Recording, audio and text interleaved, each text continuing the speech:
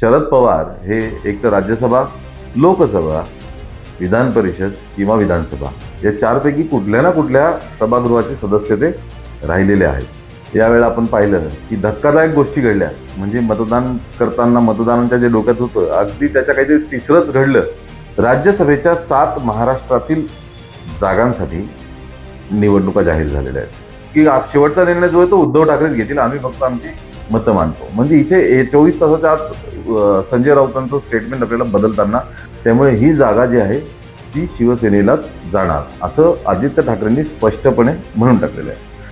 पार्थ पवारांची उमेदवारी राज्यसभेवर जवळपास निश्चित झालेली आहे. जवळपास निश्चित. त्यांचं संख्यागणित जुळवता येत नाहीये किंवा ते जुळत नाहीये. हे अतिशय विलक्षण आहे. नमस्कार मित्रांनो, तुम्हा सर्वांचं स्वागत आहे. आज आपण एका तारखेबद्दल बोलणार आहोत. ही तारीख फारच महत्त्वाची आहे, कारण या तारखेला महाराष्ट्रातील राजकारणाची गणितं ही पटापट बदलू शकतात. काहीही होऊ शकतं. जसं विधानसभा 2019-2024 यावेळेला आपण पाहिलं की धक्कादायक गोष्टी घडल्या. म्हणजे मतदान करताना मतदारांच्या जे डोक्यात होतं अगदी त्याच्या काहीतरी तिसरंच घडलं आणि कोणीही कोणासोबत येऊन सत्ता स्थापन करत होतं. धक्कादायक युत्या, आघाड्या आपल्याला बघायला मिळाल्या आणि त्यातनं आपण बघतोय की काय निकाल लागतात. त्याचप्रमाणे 5 मार्च ही तारीख देखील अत्यंत महत्त्वाची आहे. काय होणार आहे या 5 मार्चला आणि राजकीय गणित महाराष्ट्रातले फेरफार बदल होऊ शकतात का, याबद्दल आपण थोडक्यात बोलणार आहोत.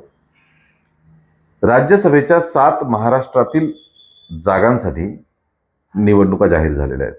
म्हणजे आमदार मतदान करतात आणि राज्यसभेवरचे सदस्य निवडून येतात, हे आपल्या सगळ्यांना माहिती आहे. परंतु यावेळेस काही गणितं जी आहेत ती फारच इंटरेस्टिंग किंवा वेगळ्या प्रकारची आहेत.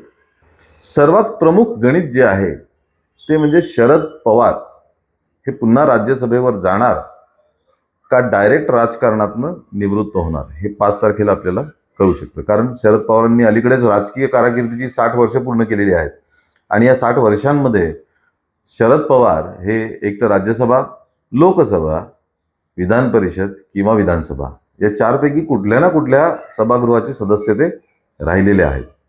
पण आता यावेळेस शरद पवार पुन्हा राज्यसभेवर जाणार का राजकीय निवृत्ती घेणार, हे 5 तारखेला आपल्याला नक्की कळणार आहे. निवडणुकांचं मतदान 16 तारखेला आहे, 16 मार्चला आहे. पण 5 मार्च ही तारीख शेवटची तारीख आहे अर्ज करण्याची. त्यामुळे ज्या लोकांचा अर्ज 5 तारखेला गेलेला असेल त्यांना समजायचं की उमेदवारी जाहीर केलेली आहे. या 7 जागांपैकी 6 जागांवरती महायुती आपला हक्क सांगते, कारण त्यांच्याकडे तसं संख्याबळ आहे. जेमतेम 1 जागा महाविकास आघाडीच्या वाट्याला येऊ शकते. आता या जागेवरती काँग्रेस, शिवसेना उद्धव बाळासाहेब ठाकरे का राष्ट्रवादी शरद पवार पक्ष यापैकी कोण उमेदवार देणार? कारण महाविकास आघाडी एकत्र आली तरच ही 1 जागा महाविकास आघाडीच्या वाट्याला येऊ शकते. जर महाविकास आघाडी एकत्र नाही आली तर ही जागा सुद्धा त्यांच्या हातातनं जाऊ शकते. त्यामुळे हे बघणं फारच इंटरेस्टिंग ठरणार आहे.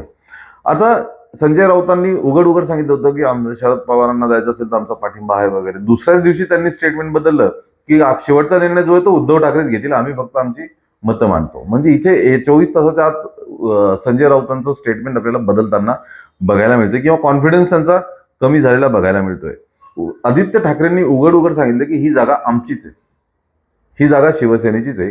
कारण शिवसेनेचे आमदार इतर 2 पक्षांपेक्षा जास्त आहेत. त्यामुळे ही जागा जी आहे ती शिवसेनेलाच जाणार असं आदित्य ठाकरेंनी स्पष्टपणे म्हणून टाकलेलं आहे. काँग्रेसचं असं म्हणणं आहे की शरद पवारांना जर उमेदवारी द्यायची असेल तर सुरुवातीला त्यांनी विलिनीकरणाबाबत त्यांची काय भूमिका आहे हे स्पष्ट करायला पाहिजे. कारण कदाचित काँग्रेसला विलिनीकरणावरती आक्षेप असू शकतो. त्यामुळे शरद पवारांना पाठिंबा देणार का नाही देणार हे अजून त्यांनी स्पष्ट केलेलं नाही आहे. तिकडे पार्थ पवारांची उमेदवारी राज्यसभेवर जवळपास निश्चित झालेली आहे. जवळपास निश्चित. तशा बातम्याही आल्यात, तशी चर्चा तर होतीच आधीपासून. अजितदादा गेले त्याच्या दुसऱ्या तिसऱ्या दिवशीपासून ही चर्चा रंगू लागलेली होती. कारण यामध्ये इंटरेस्टिंग फॅक्टर असा आहे मित्रांनो, सुनेत्रा पवार यांनी उपमुख्यमंत्रीपद सांभाळलंय 1-2 खाती त्यांच्याकडे आली आहेत, पण त्यांनी अजून राज्यसभेच्या त्यांच्या सदस्यत्वाचा राजीनामा दिलेला नाही. तो 6 महिन्यापर्यंत देता येतो. म्हणजे राज्यसभेच्या एखाद्या सदस्यांनी राज्यात जर एखादं दुसरं पद घेतलं तर त्यांना 6 महिन्याच्या आत राजीनामा द्यावा लागतो. त्यामुळे सुनेत्रा पवारांकडे 6 महिने आहेत तो राजीनामा देण्यासाठी. मग या 6 महिन्यात त्यांनी राजीनामा दिला नाही, अजून तर दिलेलाच नाहीये. त्यामुळे ती जागा या 7 जागांमध्ये पकडल्या गेलेली नाहीये.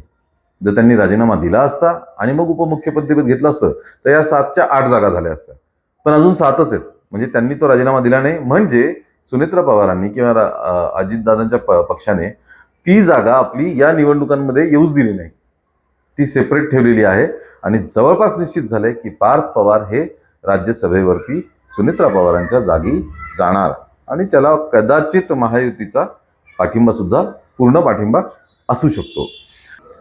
तिसरी अतिशय महत्वाची गोष्ट मित्रांनो, शरद पवारांच्या राष्ट्रवादीच्या नेत्यांनी आता महाविकास आघाडीतील शिवसेना आणि काँग्रेस यांच्यासोबत या सगळ्या चर्चा जवळपास बंद केलेल्या आहेत.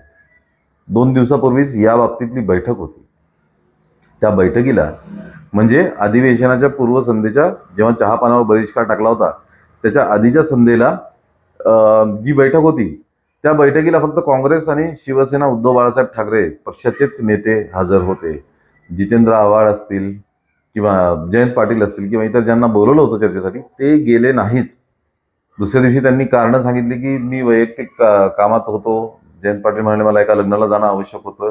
म्हणजे त्यांनी असंही असू शकतं की त्यांनी जाणून बुजून ही चर्चाच टाळली आहे. कारण तुम्ही शरद पवारांना पाठिंबा देत नाही, देत असाल तर त्यामध्ये अटी टाकताय. त्यापेक्षा चर्चाही नको आणि काहीच नको अशी काहीशी भूमिका राष्ट्रवादी काँग्रेसच्या पक्षाने घेतली का असा संशय येऊ लागला आहे. त्यातली सर्वात महत्त्वाची गोष्ट म्हणजे 60 वर्ष राजकीय कारकीर्द असणारे शरद पवार यांना आता त्यांचं संख्यागणित जुळवता येत नाहीये किंवा ते जुळत नाहीये. हे अतिशय विलक्षण आहे. कारण शरद पवार खूप पॉवरफुल नेते महाराष्ट्रातले मानले जातात. केंद्रात सुद्धा खूप पॉवरफुल नेते म्हणून ते मानले जायचे आणि त्यांना आता संख्याबळ जमवता येत नाहीये. ही खरंच खूप विलक्षण गोष्ट आहे. राजकारणात काहीही होऊ शकतं हे त्याचं एक खूपच मोठं उदाहरण आहे. त्यामुळे 5 मार्च या तारखेला महाराष्ट्रात राजकीय उलथापालथ किंवा राजकीय भूकंप आला तर त्याचं आश्चर्य वाटू नये. कारण हे राज्यसभेच्या गणितांसाठी हे सगळं चालू आहे. तुम्हाला काय वाटतं? कोण कोणाला पाठिंबा देईल, कोण कोणाला जागा देईल, कोण कोणाच्या सोबत असेल किंवा नसेल हे खाली कमेंटमध्ये नक्की कळवा. तुमच्या कमेंट्स आम्हाला नक्कीच आवडतील. त्याचप्रमाणे हा व्हिडिओ लाईक करा, शेअर करा आणि चॅनलला जरूर सबस्क्राईब करा.